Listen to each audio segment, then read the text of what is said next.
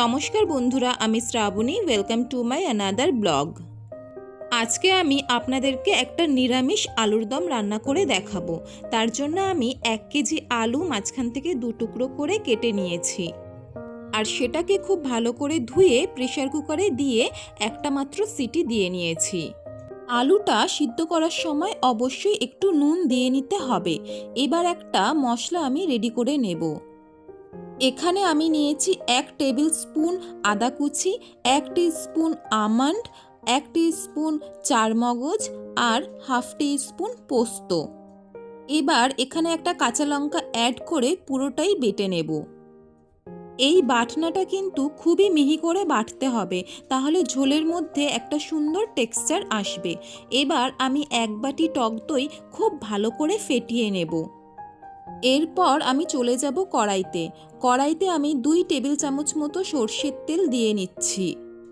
তেল গরম হলে ওই সিদ্ধ করা আলুগুলো কিন্তু আমি আরও একবার ভেজে নেব, আর ভাজার সময় সামান্য নুন আর হলুদ দিয়ে নেব।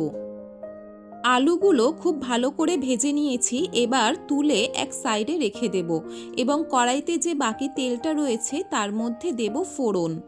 ফোড়নে আমি একটা তেজপাতা, একটা শুকনো লঙ্কা, একটুখানি গরম মশলা আর একটুখানি গোটা জিরে দিয়েছি। ফোড়নটা একটুখানি নাড়াচাড়া করে কিন্তু আমি ওই বাটা মশলাটা এর মধ্যে অ্যাড করে দিয়েছি। এবার এই মশলাগুলোকে খুব ভালো করে আমি কষিয়ে নেব। মশলাটা কষানো আমার হয়ে গেছে, তাই আমি এখানে দিয়ে দিচ্ছি গুঁড়ো মশলা, যেমন নুন, হলুদ, লঙ্কা গুঁড়ো আর জিরে গুঁড়ো।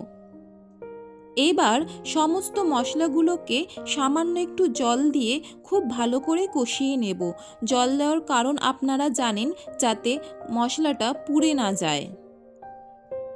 এই পর্যায়ে কিন্তু মশলাটাকে খুব ভালো করে কষিয়ে নিতে হবে, আর গ্যাসের ফ্লেমটাকে একদম কম করে রাখতে হবে, কারণ এখনই আমি এর মধ্যে অ্যাড করব টক দই।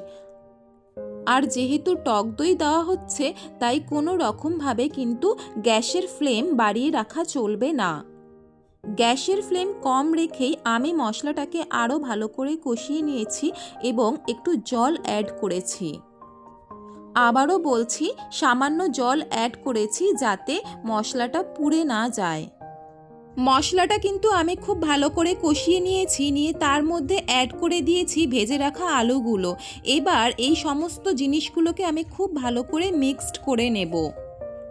আর একটা কথা বলে রাখি, এই রান্নাটা আমি আমার ছোটো মাসির কাছ থেকে শিখেছি এবং আজকে এই রান্নাটাই কিন্তু আমাকে মাসি যথেষ্ট হেল্প করে দিয়েছে। যেমন মশলা বেটে দিয়েছে, আলু সিদ্ধ করে দিয়েছে, বলতে গেলে সমস্তটাই মাসি করে দিয়েছে। আবার রান্নায় ফিরে আসা যাক। মশলাটার সঙ্গে কিন্তু ভাজা আলুগুলোকে আমি খুব ভালো করে মিক্সড করে নিয়ে দিয়ে দিয়েছি প্রয়োজন মতো গরম জল। এই জলটাই কিন্তু আমি ঝোল হিসাবে রাখবো। ব্যাস, আমাদের নিরামিষ আলুর দম কিন্তু একদম রেডি।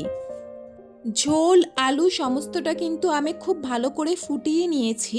এবার এখানে আমি অ্যাড করব হাফ টিস্পুন গরম মশলা গুঁড়ো আর হাফ টিস্পুন ঘি।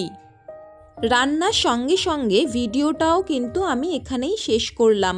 আপনাদের সঙ্গে দেখা হবে পরের একটি নতুন ব্লগে। ততক্ষণ সবাই ভালো থাকবেন, সুস্থ থাকবেন।